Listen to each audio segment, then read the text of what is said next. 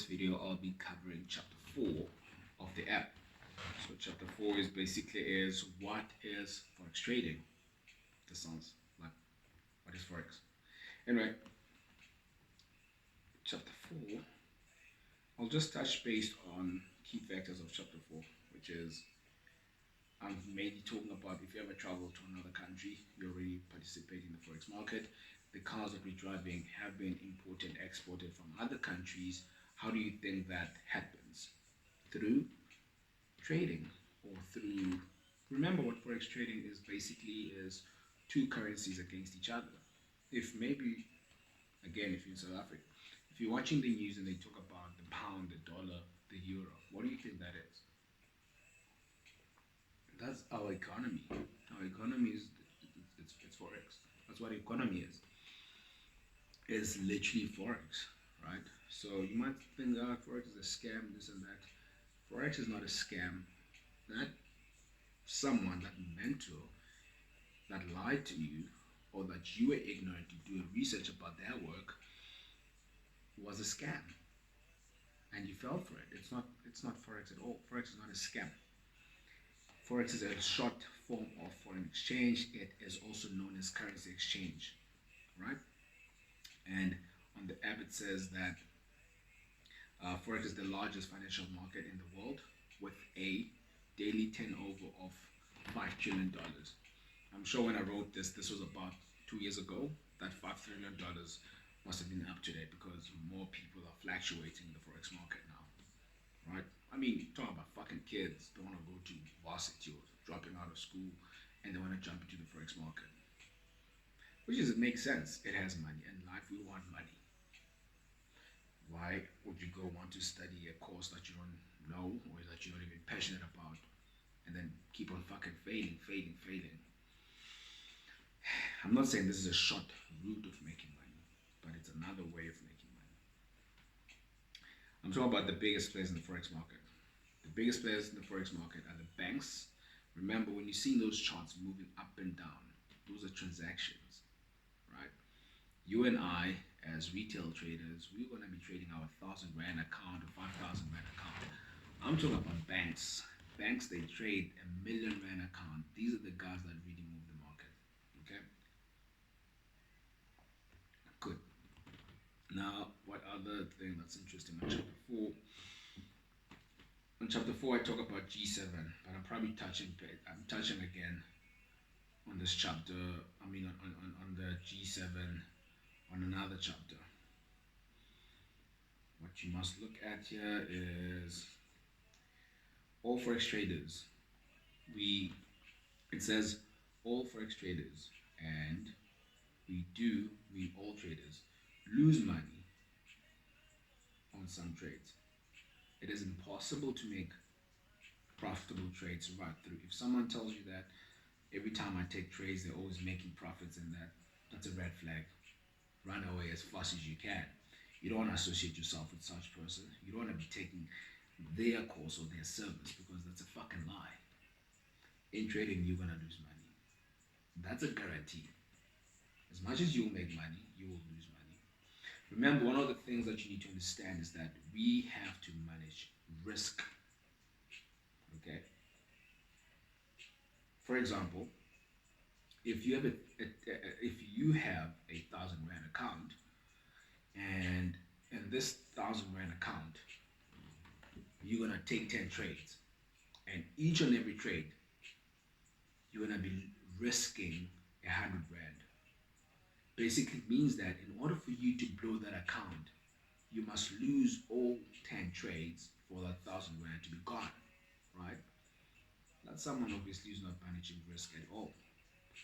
But I don't want to say that's impossible, but it doesn't make sense how come a person would lose all their trades. Well, it is possible if you don't know what you're doing. With the correct risk management, for example, let's say 50% of the trades are losing trades, 50% of the trades are winning trades. It basically means that if you're risking 100 Rand and your target every time you take a trade is 100 Rand, in total, after those 10 trades, you're gonna have lost. You'd be losing 50 rands because it's 5 trades of losses, and also you'll be left with 50 rands of profits. So in this case, you didn't lose anything. Well, you lost 50% of your account. But that's not how we do in trading. I'm just giving you a high level explanation of risk management. And this is covered within the course. That's a chapter on its own that we're going to spend time on risk management explaining how it works. For example, every time you take a trade, you're going to risk 100 rands, but your target is 300 rands, right?